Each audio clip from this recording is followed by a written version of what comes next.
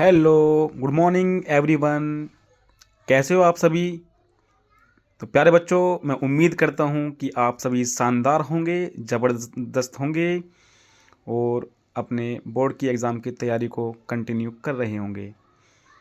मैं एमएस गुरु क्लासेस से मिस्टर मोनू सैनी आपके लिए एक इम्पोर्टेंट टॉपिक लेकर आया हूँ, जिसमें मैंने यूपी बोर्ड कक्षा 12 के लिए एक इम्पोर्टेंट टॉपिक लिया है और उस टॉपिक में मैंने जो कंटेंट लिया है वो एक स्टोरी ली है। आप जानते हैं बच्चों, यूपी बोर्ड के एग्ज़ाम में 5 नंबर की एक कहानी आती है।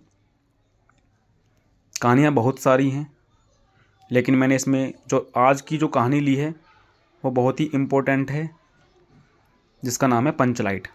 आप सामने देख भी रहे होंगे बच्चों।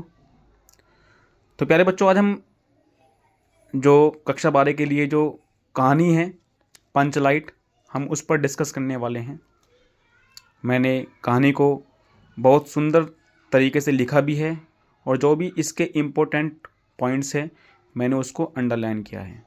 तो मैं उम्मीद करता हूँ कि बच्चों आप इस कहानी को बहुत ही अच्छे से समझेंगे और समझकर अपने एग्ज़ाम में, जो कि आपके 2026 में बोर्ड के एग्ज़ाम होने वाले हैं, उसमें आप इसको समझकर बहुत ही सुंदर तरीके से, जैसे कि मैंने भी लिखा हुआ है, आप इसको लिख कर आएंगे।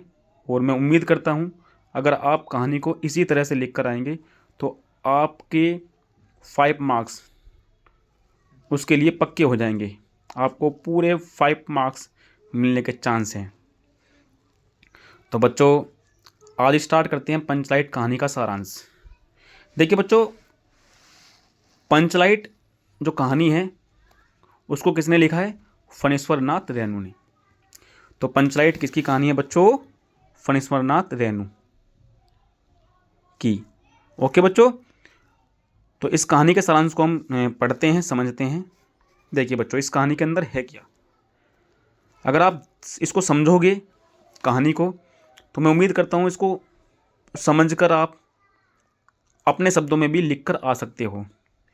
ज़रूरी नहीं है कि हम बिल्कुल बुक में जो दिया हुआ है कंटेंट या जो भी हमारे क्वेश्चन पेपर में कंटेंट दिया हुआ है कि हम बिल्कुल उसको सेम टू सेम लिख कर आएँ, डिट्टो उसको ऐसी कैसी उतार कर आएँ। ऐसे कुछ नहीं होता बच्चों। अगर हम कोई भी चीज़ पढ़ते हैं, समझते हैं, ठीक है, समझकर अगर हम उसको अपने शब्दों में भी लिख के आते हैं ना, लाइन टू लाइन, तो भी हमें फुल मार्क्स मिलने के चांस होते हैं।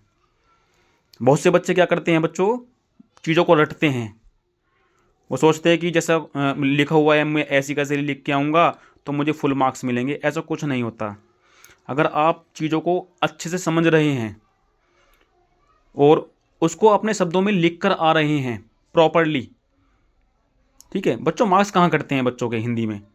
जो बच्चों के शब्द होते हैं, जो बच्चों हमारे शब्द होते हैं, हम शब्दों में मात्राओं पर ध्यान नहीं देते हैं, तो हमारे मार्क्स वहीं कटते हैं। अगर हम हिंदी में, अगर हमारी राइटिंग बेहतर हो, अच्छी राइटिंग हो, और अगर हम उसको सही तरह से लिख के आएँ, हेडिंग डालकर पॉइंट टू पॉइंट लिख कर आएँ, तो हमें फुल मार्क्स मिलने के चांस होते हैं।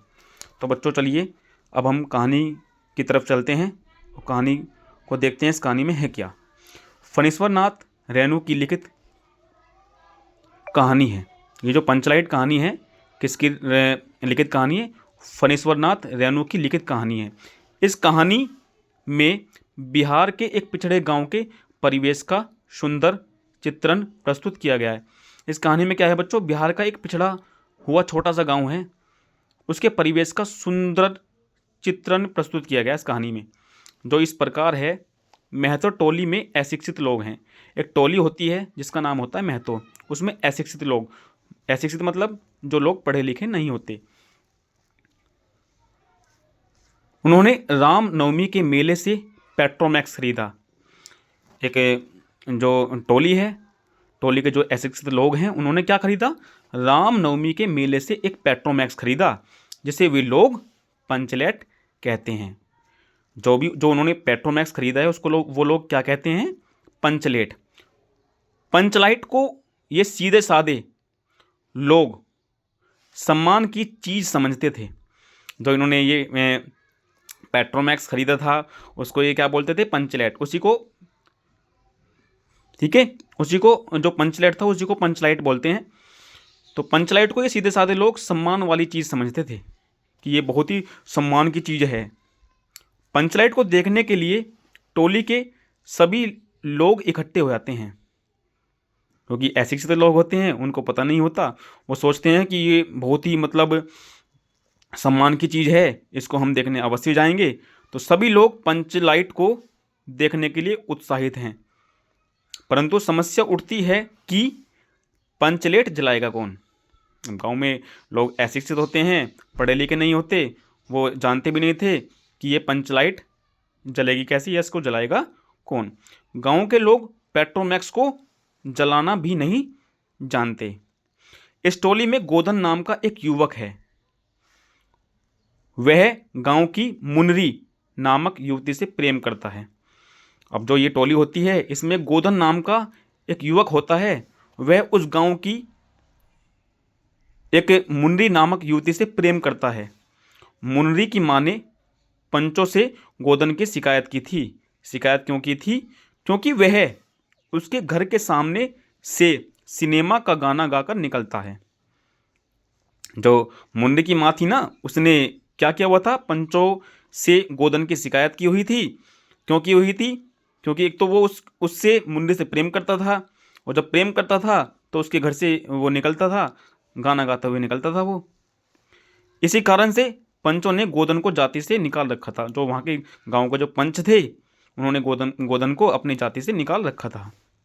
मुनरी को पता है कि गोधन पंचलाइट जला सकता है। मुनरी जिससे गोधन प्रेम करता था, तो मुनरी को पता होता है कि इस पंचलाइट को कौन जला सकता है बच्चों, गोधन जला सकता है। वह चतुराई से पंचों तक यह बात पहुंचा देती है। पंच गोधन को पुनः जाति में ले लेते हैं। क्यों ले लेते हैं? क्योंकि पंचलाइट को गोधन ही जला सकता है, और गोधन के बिना ये पंचलाइट नहीं जल सकती।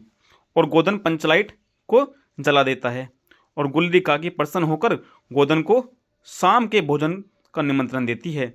जैसे ही वो पंचलाइट को जला देता है, तो जो मुनरी की जो काकी थी, गुलरी काकी, वो उससे काफ़ी प्रसन्न हो जाती है, और वो गोधन को शाम के भोजन का निमंत्रण देती है, उसको शाम के भोजन के लिए अपने घर बुलाती है। तो पंच भी खूब प्रसन्न होते हैं। पंचलाइट कहानी में संवाद तुम्हारा सात खून माफ खूब गाओ सलीमा का गाना है। इसमें एक संवाद आता है पंचलाइट कहानी में। वो संवाद क्या है बच्चों?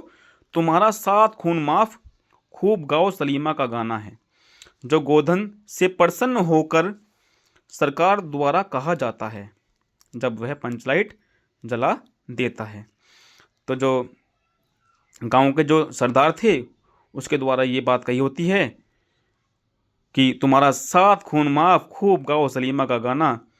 वो संवाद इसलिए आता है क्योंकि गोधन पंचलाइट को जला देता है। तो यह संवाद दर्शाता है कि गोधन को उसके किए गए कामों के लिए माफ कर दिया गया है।